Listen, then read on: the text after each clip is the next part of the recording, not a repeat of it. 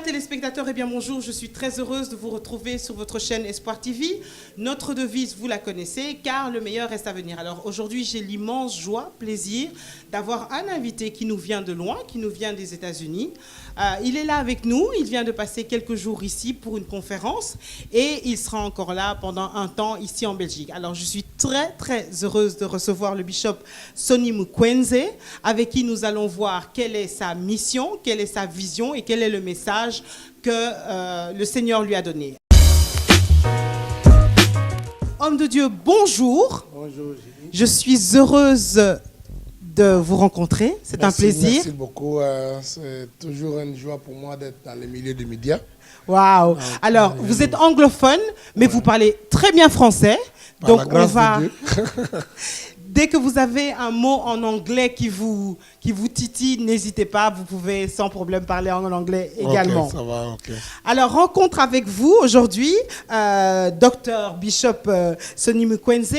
Avant de commencer le vif du sujet, j'aimerais vous demander, si on doit vous demander en quelques mots de vous présenter, qu'est-ce que vous pourriez dire de vous-même?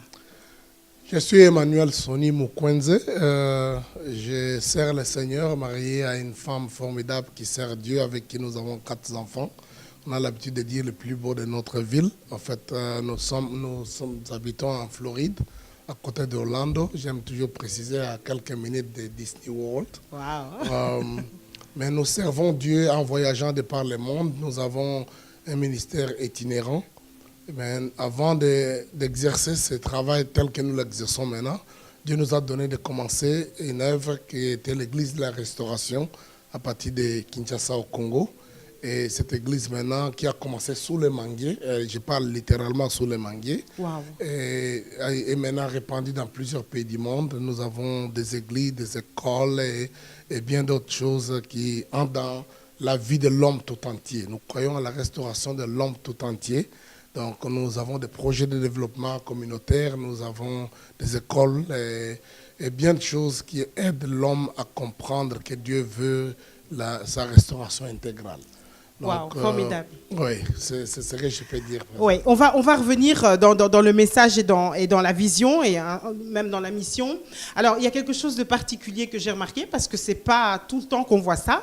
Vous êtes venu ici pour notamment donc pour une formation ici à l'église des Messagers qui nous reçoivent, Chaussée d'Actes à Bruxelles. D'ailleurs, on les remercie.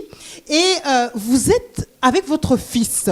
Eh bien, figurez-vous que c'est une des premières fois que je vois un homme de Dieu faire la mission avec son fils. Est-ce que c'est souvent que ça vous arrive? Oui, absolument. Mon fils a un appel de la part de Dieu. Il a 24 ans, il prêche depuis plus de 5 ans au niveau international, c'est-à-dire il voyage. En dehors des réunions que j'ai fait avec lui, il a ses propres réunions, il est invité dans beaucoup d'endroits, il est très apprécié. C'est un bon prédicateur et un bon animateur. Donc, oui, pour nous... Et un bon interprète, on l'a constaté aujourd'hui. Oui. Donc, oui, parce qu'il est beaucoup mieux en anglais, en fait, qu'en français. Donc, ce n'est pas parce qu'il est juste mon fils, mais parce qu'il a un appel. Et nous sommes contents de voir ce que Dieu est en train d'utiliser à faire. Et on vient de se croiser ici. Il était dans son activité en Angleterre. Wow, ok. Et donc, c'est lundi qu'on s'est vus ensemble.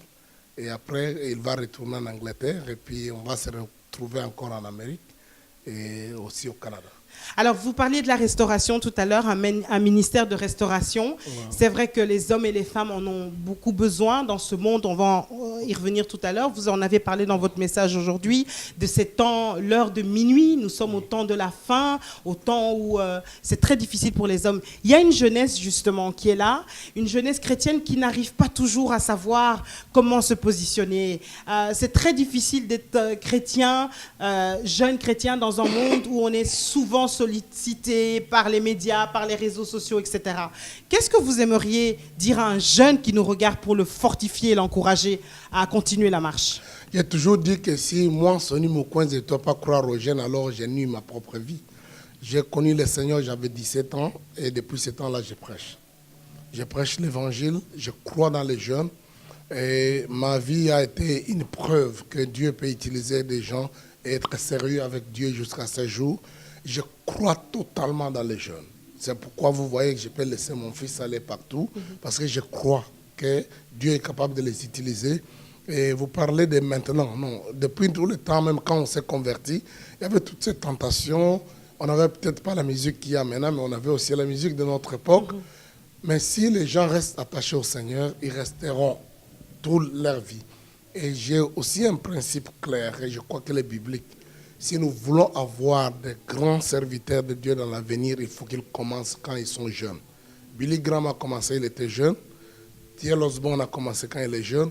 Donc, le plus tôt que quelqu'un commence dans la voie du Seigneur, c'est beaucoup plus de garantie qu'il ira loin et réussira.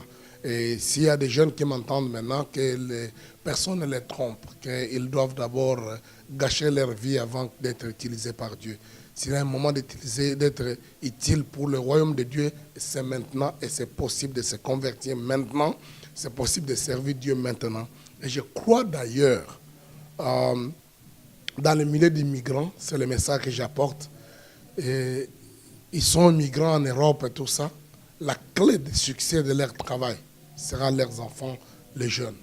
Parce qu'eux, ils sont en quelque sorte entre les deux cultures. La culture des parents et la culture des endroits qu'ils ont rencontrés. Et là, ils ont la facilité d'en contacter leurs amis et les gens. Si nous voulons avoir de l'impact en Europe, il faut absolument que les églises investissent dans la jeunesse, qu'ils aient des cultes, des programmes, des activités pour les jeunes particuliers, pas juste pour jouer, mais pour leur enseigner, les mettre les fondements de la foi chrétienne. Alors, la technique qu'il faut utiliser, parce que vous êtes venu spécialement pour un focus sur l'évangélisation, on va y revenir aussi, mais il y a des techniques maintenant. Je suppose qu'on ne peut pas évangéliser aujourd'hui comme en 1978, quand vous avez commencé. Donc, quelles sont les techniques, selon vous, qu'il faudrait utiliser pour avoir une évangélisation efficace, d'abord parce qu'on est justement en Europe, mais aussi parce que les gens ont changé, le monde va vite, on est à l'heure de la haute technologie. Qu'est-ce qu'il faudrait faire? Dans le cadre de la formation que nous donnons, ACT, Ambassador for Christ Training Series, nous parlons des 5 T qui sont très importants. Le premier T, c'est nos talents. Et je crois que Dieu a mis dans chacune des personnes un talent ou plusieurs talents. Et d'ailleurs, c'est à l'âge de la jeunesse que les gens découvrent leurs talents et qu'on les utilise. Donc, il faut absolument encourager nos enfants qui ont des talents. Et moi, je crois que ça ne vient pas du diable, ça vient de Dieu. Et ça doit être seulement bien orienté et utilisé même dans les églises, quel que soit, musique, sport, toute autre chose qui peut être utile pour l'avancement du royaume de Dieu. Le deuxième T, c'est le temps. Donc, chacun de nous a 24 heures. Mais nous pouvons savoir utiliser ce temps-là pour le Seigneur. On a beaucoup surtout dans le milieu de la jeunesse, beaucoup de gens qui ne savent quoi faire avec leur temps. Et j'ai toujours dit, un passe-temps, c'est une passe à Satan. Wow. C'est-à-dire que si on ne sait pas utiliser son temps pour Dieu, c'est une passe à Satan. Okay. Donc, si on ne sait pas utiliser son temps pour le Seigneur, en tout cas, le diable va l'utiliser efficacement.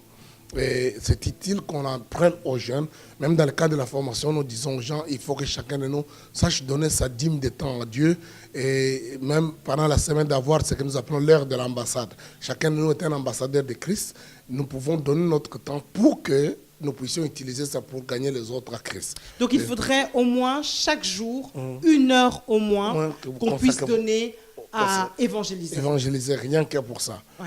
Et le troisième T important que nous avons, c'est que chacun de nous, quand on connaît Dieu, on a un témoignage. Désormais, notre témoignage est un atout.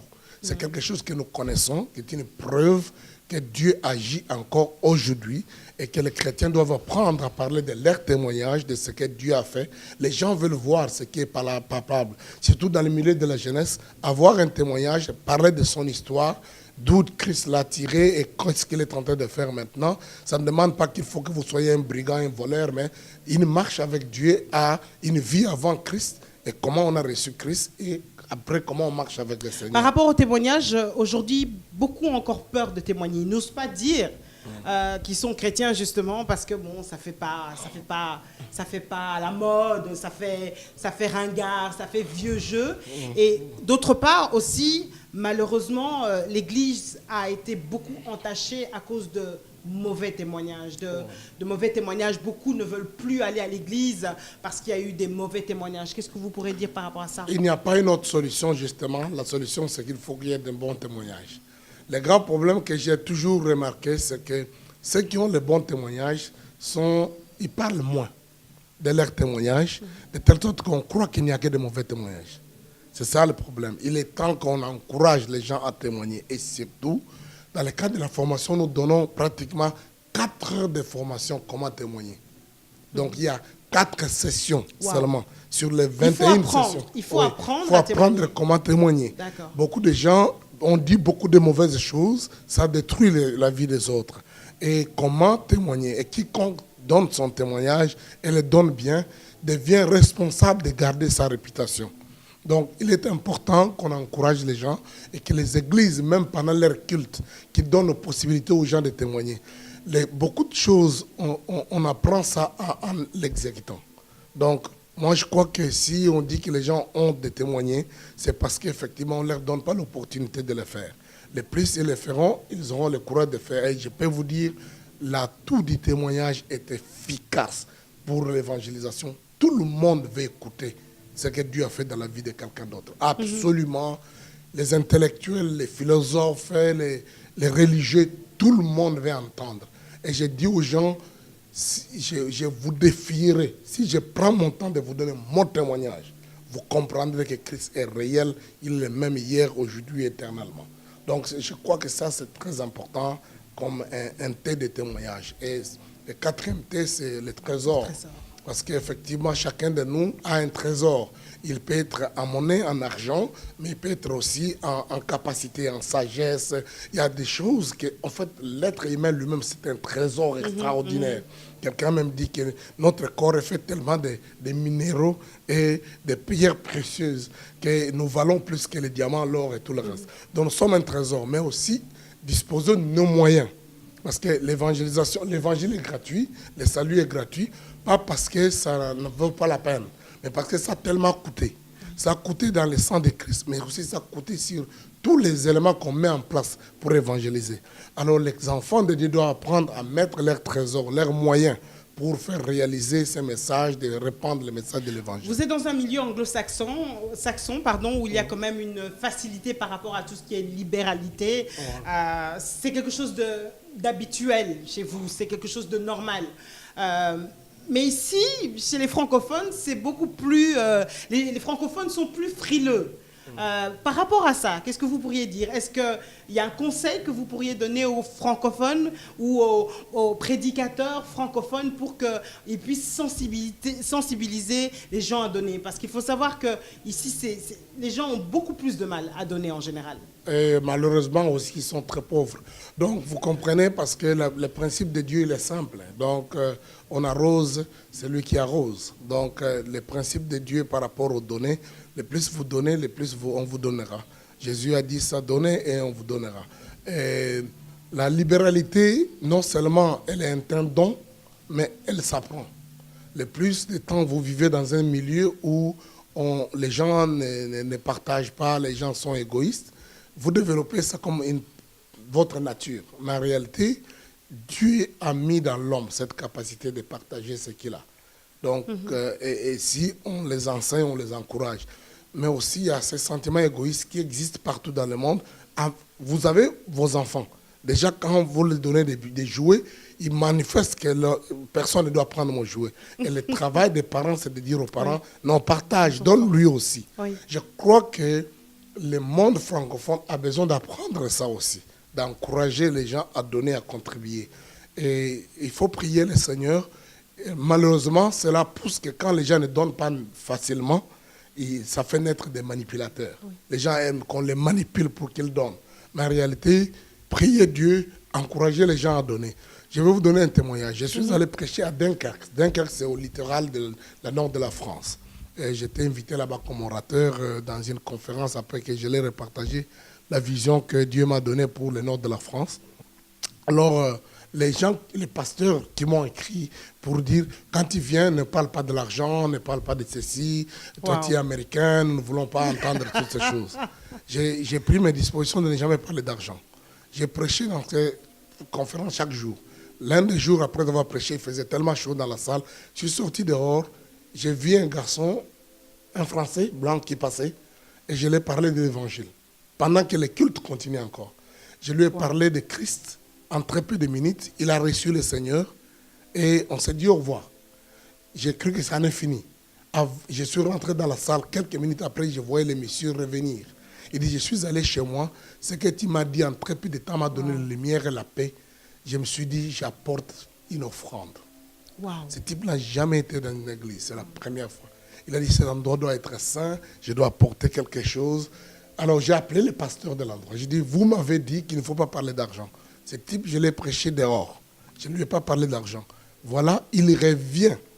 Après avoir reçu Jésus, immédiatement, le même jour, quelques minutes après, avec cette offrande.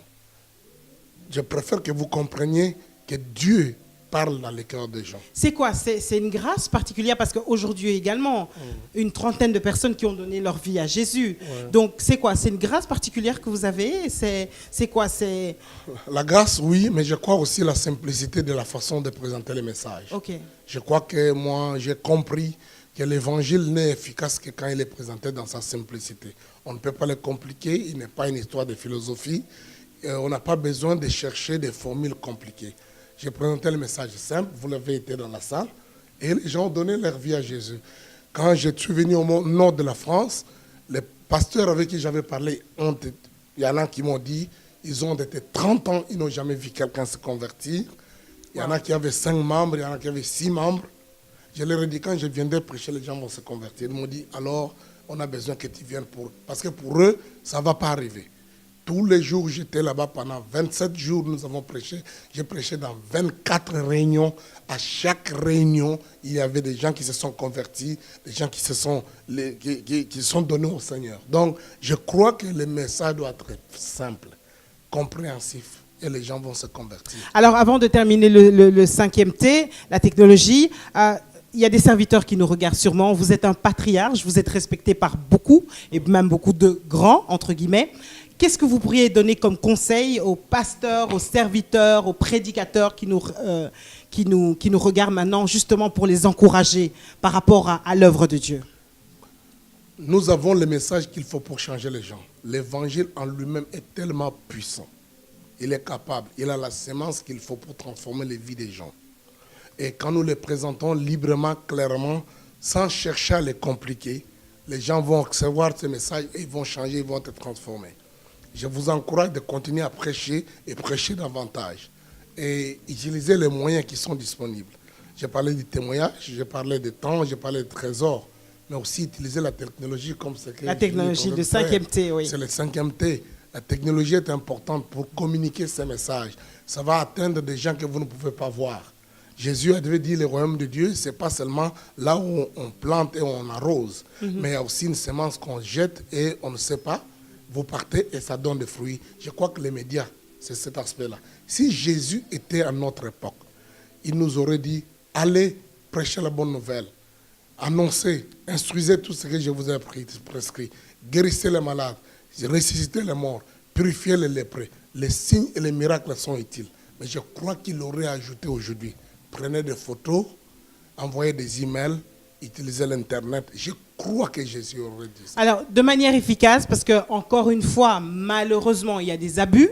On voit beaucoup de choses. Il y a énormément de messages à boire et à manger, mais ils ne sont pas tous bons. Alors, comment avoir le discernement? Comment être sûr que ceux qu'on écoute, ça nous édifie et ce n'est pas en train de nous dérouter? Ceux qui prêchent des faussetés, ils sont responsables non seulement de la perdition des gens qui les égarent, mais eux-mêmes, ils seront perdus. La Bible est claire, c'est lui qui enseigne, qui détruit les commandements de Dieu et enseigne les autres à faire de même, sera le plus petit dans le royaume de Dieu. Aujourd'hui, on peut avoir de grands noms, mais il y a des gens qui enseignent des faussetés. Je peux vous garantir bibliquement, ça, ce n'est pas l'Ancien Testament, le Nouveau Testament, ils sont petits et ils seront petits dans le royaume de Dieu. Ils seront même rejetés, Jésus dira à certains, je ne vous ai jamais connus. Mais restons attachés au Seigneur. Comment discerner les bons? Nous avons le Saint-Esprit. Dieu conduit les gens. Et je dis aux membres, à tout le monde des chrétiens, Ce n'est pas parce que quelqu'un a prononcé une chose et qu'il faut absolument tout croire. Ne croyez pas de fausseté. La Bible nous exhorte de rejeter ce qui est mauvais. Quel que soit. Paul a même dit que si moi, Paul, je viens, je vous enseigne un autre évangile, que je devienne anathème. C'est-à-dire, rejetez-moi. Moi, je crois que le peuple de Dieu a le droit, la mission de rejeter ce qui est faux. Et que chacun de nous doit faire un effort d'enseigner l'évangile. Et je crois que la fausseté vient parce qu'on veut manipuler ou parce qu'on veut paraître extraordinaire et mystérieux. Pourtant, l'évangile, c'est simple.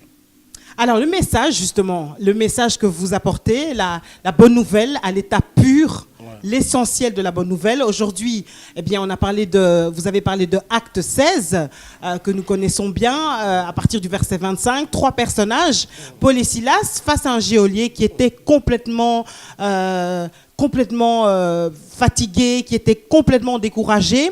Et vous avez dit, il est minuit. Il est minuit. Minuit. Parlez-nous de minuit, ce minuit dans lequel nous sommes aujourd'hui, ce temps ténébreux, ce temps triste où beaucoup sont comme ce geôlier. Oui, il y a d'abord la situation individuelle, que les gens sont sans espoir, ils ont des problèmes. Heureusement qu'il y a Espoir TV. Oui. Les gens n'ont pas d'espoir, ils n'ont pas la paix. Les gens sont plongés dans beaucoup de pratiques parce qu'ils pensent qu'ils pouvaient trouver des solutions. Ils voient les charlatans, ils prennent la drogue et tout ça. Et les ténèbres deviennent de plus en plus épaisses. Moi, je crois que nous vivons minuit. Au niveau individuel, beaucoup de gens sont déprimés, découragés. Ils trempent dans le péché. Ils n'ont pas la victoire sur le bien. Mais il y a aussi les ténèbres au niveau des enseignements. Aujourd'hui, on a toutes sortes d'abracadabra, des choses qui dérangent, qui compliquent. Donc même la compréhension de l'évangile, de telle sorte que même devenir chrétien semble devenir plus difficile qu'avant. Être chrétien, c'est compliqué. Il faut que je me réveille à minuit parce que je dois combattre. Ça n'a pas de sens. Ça n'a rien de l'évangile. Quand on devient chrétien, on est né libre, on est content, on est heureux. Prêchons ce message de façon simple. Et les ténèbres autour de ces enseignements aussi, c'est aussi toutes ces perceptions totalement qui n'ont rien à voir avec la foi, mais que les gens pensent que c'est ce qu'ils vont présenter. Mais les ténèbres au niveau territorial, régional, national, mondial. Regardez le terrorisme. Ouais. Les autorités du monde ne savent même plus qu'est-ce qu'il faut faire. La Bible dit, viendra le moment, ce temps des ténèbres, où on ne saura pas que faire. Et effectivement, plus personne ne sait que faire. Hein. Les grandes puissances sont totalement dépassées. Le monde est dans ces ténèbres. Et les gens, au niveau individuel, se suicident. Les nations se corrompent. Les politiques ne savent pas quoi faire. Les révoltes sont partout. C'est le minuit, ma soeur. C'est minuit, même dans certains milieux où on parlait chrétien, les chants ont cessé. Oui. Il est temps que les Paul et les Silas se lèvent, chantent de ces choses-là qui renversent les forteresses. Parce qu'il y a un avenir possible, oui, Dr Mukwenze. Il y a un avenir possible. C'est possible. C'est pourquoi d'ailleurs l'Église doit voir les messages de Paul et Silas. Quand les gens veulent se faire du mal, il dit, ne te fais pas du mal. Nous sommes là. Nous sommes là, c'est ça la place de l'Église.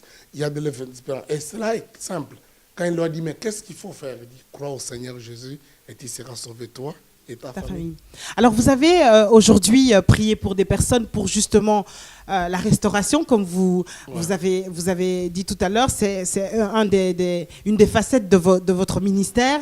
Et vous avez prié justement pour que les gens puissent retrouver un chant nouveau. Alors il y a sûrement des personnes qui nous regardent encore une fois et qui ont perdu cette espérance et qui n'ont plus ce chant. Est-ce que vous pourriez dire un mot pour que ces personnes-là puissent retrouver un chant nouveau, un chant qui va justement briser les chaînes comme dans cette prison-là? Merci beaucoup. Vous m'avez donné votre verset clé de Jérémie 29:11. Dieu a un plan merveilleux pour toi. Un plan de bonheur et un plan qui vous donne l'avenir et de l'espérance. Ça vaut la peine de continuer à espérer et croire.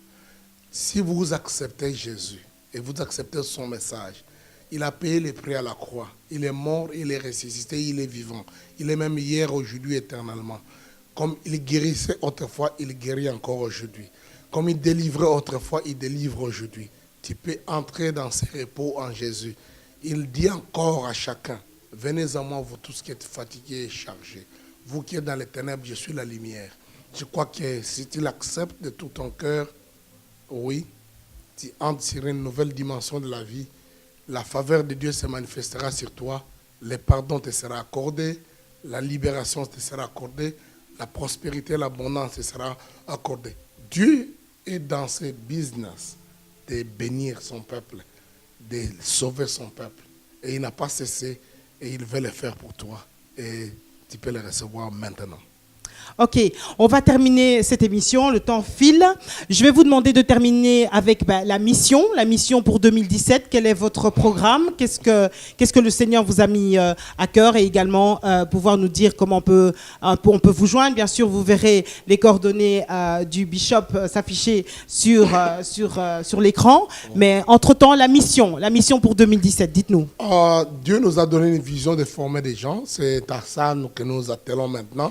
Nous avons des écoles bibliques, nous avons des églises, nous avons beaucoup de choses, mais nous donnons une formation intensive aux gens qui peuvent gagner des âmes, parce que Dieu nous a donné une mission de former 1 million de personnes qui doivent être gagneurs d'âmes, qui vont être les gens de la dernière génération, qui sauvera le monde en une génération. Nous croyons ça. Et c'est ça que nous faisons. Nous faisons des sessions de 8 jours. C'est ce qu'on vient de terminer avec les frères des messagers ici. L'année prochaine, on revient parce qu'ils veulent que nous puissions encore voir une autre session. Et nous sommes toujours en voyage. C'est ça qui est sérieux. Notre désir, c'est de former des gens qui peuvent former les autres en même temps. Donc, cette vision-là, nous ne sommes pas les seuls à la porter. Quand je parle aux gens, millions de gens, ils disent comment ça va se faire? Parce que ceux qui reçoivent la formation étant simple, transmissible, car les gens donneront la formation aux autres. Une autre grande partie de notre vision par rapport à pourquoi nous sommes en Europe, c'est que Dieu nous a montré qu'il va visiter l'Europe par un puissant réveil en atteignant les villages de l'Europe. Il y a 250 000 villages en Europe qui n'ont pas une présence vivante de Christ. Il y a des vieilles cathédrales, il y a des chapelles, il y a des rues de Saint-André, Saint-Étienne, c'est sûr cela, mais il n'y a pas de saints dans ces cathédrales et sur ces avenues, sur ces rues. Mais Dieu nous a dit, si nous pouvons, ne serait-ce qu'envoyer 4 ambassadeurs sur chacune de ces villes, de ces villages de l'Europe, de ces petits villages, nous commençons déjà au nord de la France et en Belgique, et Dieu va visiter l'Europe par un puissant réveil qui ne sera bloqué par rien. Parce que ça va arriver, il m'a montré la vision, j'ai partagé ça et j'ai entendu beaucoup d'autres serviteurs de Dieu. Sérieux, parce que cette vision apparaît drôle à une époque où on croit que tout le monde ne veut plus croire en Europe. Parce que le christianisme boom partout ailleurs, sauf en Europe. Mais Dieu nous a dit, l'Europe a envoyé sa sémence dans le monde. Mais avant la fin des temps, les gens la reviennent par acte de gratitude. Et Dieu va visiter l'Europe. Certainement, les immigrants vont jouer un grand rôle. C'est pourquoi je vais dire à tous ces immigrants, levez-vous, ne vous concentrez pas, ne vous disputez seulement pas à Paris, à Bruxelles, entre vous, cherchant à se précipiter les membres. J'ai été au nord de la France, j'ai vu des villes entières. Je parle 140 000 habitants. Wow. Il n'y a pas une seule église. J'ai été dans le nord de la France, dans la littorale. J'ai vu des villes, j'ai vu des villages qui ont 30 000 personnes. Il n'y a pas une seule église. Wow. Et au mois d'août, j'ai pu réunir les gens venus des 28 villages du nord de la France. Et je parle des autochtones français. Ils ont été à mes réunions, venus de 28 villages. Dans chacun de ces 28 villages, il n'y a pas une présence chrétienne du tout. Il y a du travail. Il y a énormément de travail. Et nous pouvons faire ça. Alors, vous joindre, parce que sûrement beaucoup voudront vous contacter pour pouvoir participer. Est-ce que c'est possible de collaborer, de participer à ce ministère, à cette œuvre? Merci beaucoup déjà par toi, c'est merveilleux. Mais nous utilisons aussi les médias. Nous avons une radio 24 heures sur 24. C'est www.restoration en anglais, restorationtop.net. Si vous allez sur restorationtop.net, vous pouvez nous joindre à tout moment. Si vous laissez un message à cette radio-là, un commentaire, nous l'aurons immédiatement sur notre téléphone et nous vous répondrons certainement instantanément. Donc, c'est possible de nous joindre, c'est possible de s'engager dans ce que nous faisons à partir de cette radio, restorationtop.net. Bishop Sonny Mkwenze, merci beaucoup Merci beaucoup. Que le meilleur reste à venir pour vous, mes meilleurs vœux. Merci. Et j'espère qu'on se retrouve très bientôt. Merci pour le privilège de parler aux médias. Et que Dieu vous bénisse. Merci. Faites ce que vous faites, c'est utile et c'est efficace. Amen, je reçois la bénédiction. Voilà, je veux remercier bien sûr l'équipe pastorale des messagers qui nous accueille en ce lieu. Je remercie également l'équipe technique des messagers. Je vous retrouve très bientôt.